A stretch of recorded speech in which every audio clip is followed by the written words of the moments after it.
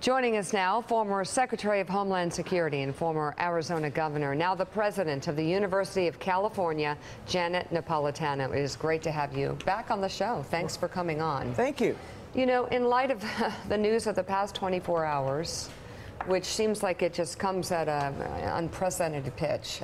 In the incoming is just one thing after another. But yesterday at this time, we were talking about polls, where more and more Americans fear that we are on the brink of war, that we are getting closer to war, and they don't want it.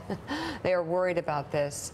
How would you characterize the state of this White House and its ability to communicate exactly where we stand to the American people?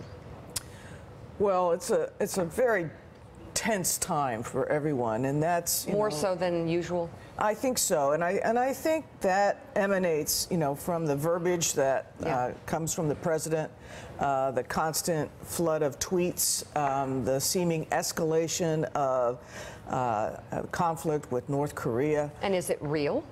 That is hard to say because you've got some old pros leading some of the departments, Mattis over at Defense, for example, McMaster as a national security advisor, who you hope are trying to take the foot off the pedal a little bit and really do a true assessment of where the United States is in the world, militarily and diplomatically.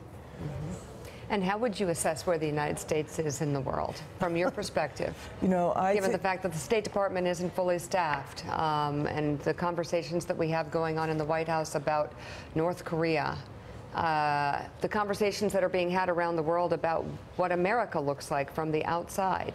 What's your assessment of our place in the world? I think it would be difficult to say that we are safer now. I think that everybody needs to take a deep breath, take a pause, return to American values. The American values as the leader of the world, as a country that interacts with other countries, that supports our alliances, and I think America actually is desperate for that kind of pause. Hungry for it. Noah. The University of California system has sort of become ground zero for the fight about free speech on campus. The extent to which some speech is perhaps seen as provocative and maybe should be curtailed or at least given a lot of warnings around it. Ben Shapiro went to campus at UC Berkeley and they shut the town down. They put a lot of resources behind that. Do you resent that? Do you think that putting that much resources behind just the protection of free speech in a place that is dedicated to free speech, that waste of capital, do you think that's frustrating?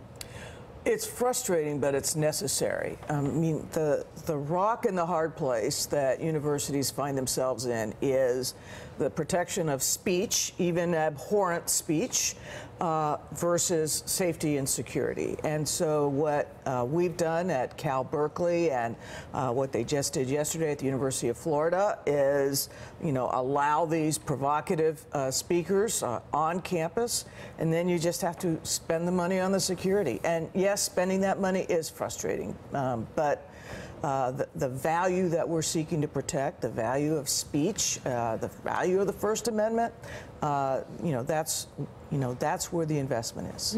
Mike Lupica? Secretary, when you said it's hard to say that things aren't becoming less risky, having sat where you sat, in this year, 2017, do you think a dangerous world has become far more dangerous under this administration?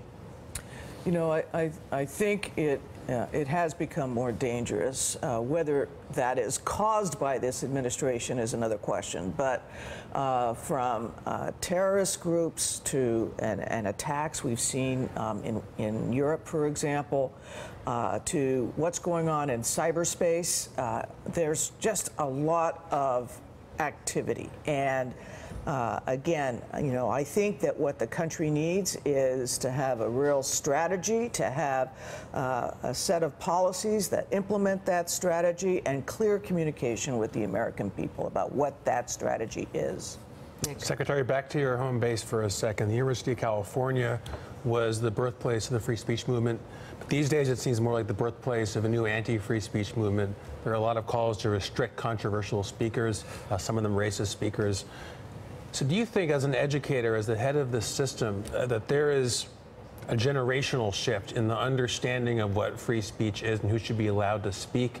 Is it a problem in your eyes? Yeah, I think it is. And I think that we have to do a much better job of educating our young people about what the First Amendment protects, what it means, and how once you start restricting speech, you are on a slippery slope. And so we are educators, and that should be part of our mission, because you're absolutely right. We see an increasing number of young people believe that, we should restrict people like Richard Spencer or Milo Yiannopoulos or Ben Shapiro from speaking at campuses. And we must remind them that in the past, it was speakers favoring, say, the civil rights movement who were sought to be restricted. So, again, education is key. Janet Napolitano, thank you very much for being on the show this morning. Thanks for having me. And we're back with more Morning Joe in just 90 seconds. Thanks for checking out MSNBC on YouTube, and make sure you subscribe to stay up to date on the day's biggest stories. And you can click on any of the videos around us to watch more from Morning Joe and MSNBC. Thanks so much for watching.